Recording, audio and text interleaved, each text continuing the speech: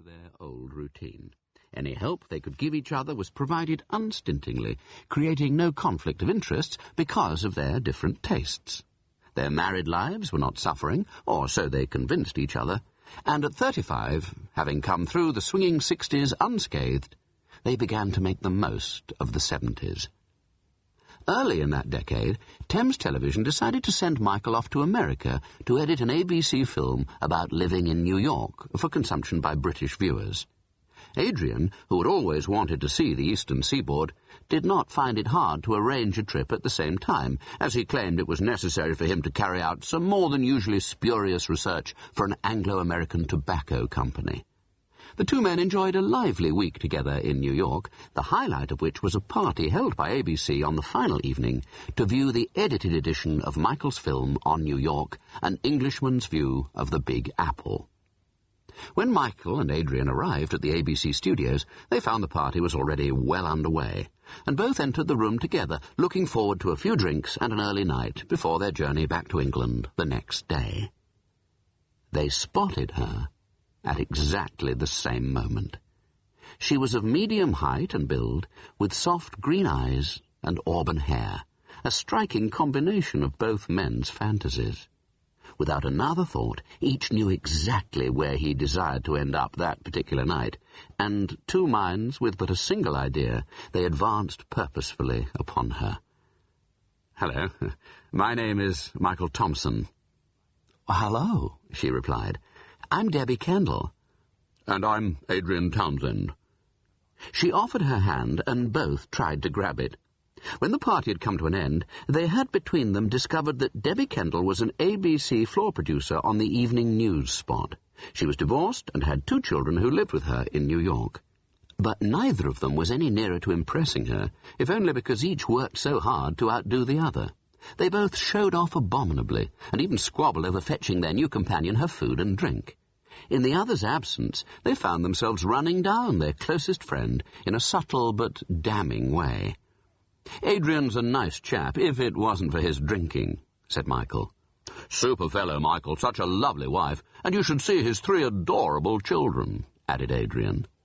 They both escorted Debbie home, and reluctantly left her on the doorstep of her 68th Street apartment. She kissed the 2 of them perfunctorily on the cheek, thanked them, and said good night. They walked back to their hotel in silence.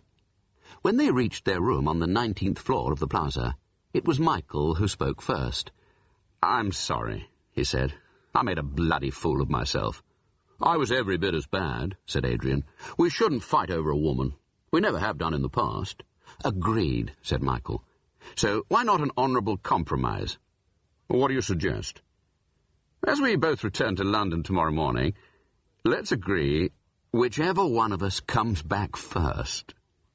"Perfect," said Adrian, and they shook hands to seal the bargain, as if they were both back at school playing a cricket match and had to decide on who should bat first. The deal made, they climbed into their respective beds and slept soundly. Once back in London, both men did everything in their power to find an excuse for returning to New York. Neither contacted Debbie Kendall by phone or letter, as it would have broken their gentleman's agreement. But when the weeks grew to be months, both became despondent, and it seemed that neither was going to be given the opportunity to return. Then Adrian was invited to Los Angeles to address a media conference. He remained unbearably smug about the whole trip, confident he'd be able to drop into New York on the way to London. It was Michael who discovered that British Airways were offering cheap tickets for wives who accompanied their husbands on a business trip. Adrian was therefore unable to return via New York.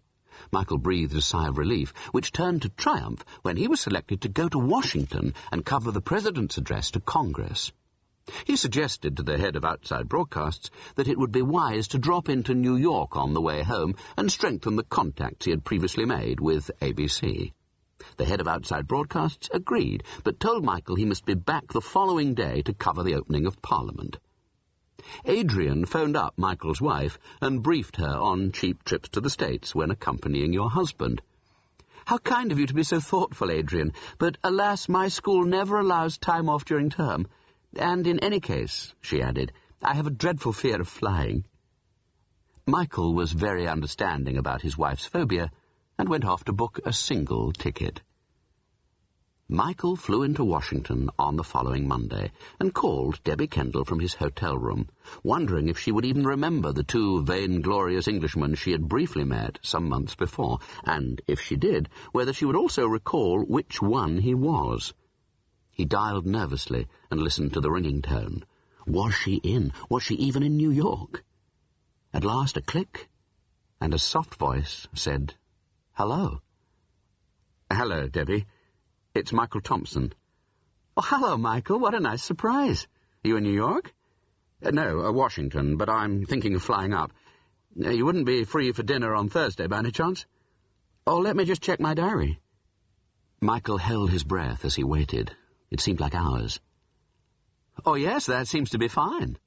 "Fantastic. Shall I pick you up around 8? "Yes, thank you, Michael.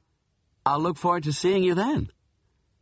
Heartened by this early success, Michael immediately penned a telegram of commiseration to Adrian on his sad loss. Adrian didn't reply. Michael took the shuttle up to New York on the Thursday afternoon, as soon as he had finished editing the President's speech for the London office. After settling into another hotel room, this time insisting on a double bed, just in case Debbie's children were at home, he had a long bath and a slow shave, cutting himself twice, and slapping on a little too much aftershave. He rummaged around for his most telling tie, shirt, and suit, and after he had finished dressing, he studied himself in the mirror, carefully combing his freshly washed hair to make the long, thin strands appear casual, as well as cover the parts where his hair was beginning to recede. After a final check, he was able to convince himself that he looked less than his 38 years. Michael then took the lift down to the ground floor, and stepping out of the plaza onto a neon-lit Fifth Avenue, he headed jauntily towards 68th Street. En route, he acquired a dozen roses from a little shop at the corner of 65th Street and Madison Avenue, and, humming to himself, proceeded confidently. He arrived at the front door of Debbie Kendall's little brownstone at 8:05. When Debbie opened the door, Michael thought she looked even more beautiful than he had remembered. She was wearing a long blue dress with a frilly white silk collar and cuffs that covered every part of her body from neck to ankles, and yet she could not have been more desirable. She wore almost no makeup except a touch of lipstick that Michael already had plans to remove. Her green eyes sparkled. "Say something," she said, smiling. "You look quite stunning, Debbie," was all he could think of as he handed her the roses. "How sweet of you," she replied, and invited him in. Michael followed her into the kitchen, where she hammered the long stems and arranged the flowers in a porcelain vase. She then led him into the living room, where she placed the roses on an oval table beside a photograph of two small boys. "Have we time for a drink?" "Sure, I've booked a table at Elaine's for 8:30. "My favorite restaurant," she said, with a smile that revealed a small dimple on her cheek. Without asking, Debbie poured 2 whiskies and handed one of them to Michael. What a good memory she has, he thought, as he nervously kept picking up and putting down his glass like a teenager on his first date. When Michael had eventually finished his drink, Debbie suggested that they should leave. "Elaine wouldn't keep a table free for 1 minute, even if you were Henry Kissinger." Michael laughed and helped her on with her coat. As she unlatched the door, he realized there was no babysitter or sound of children. They must be staying with their father, he thought. Once on the street, he hailed a cab and directed the driver to 87th and 2nd.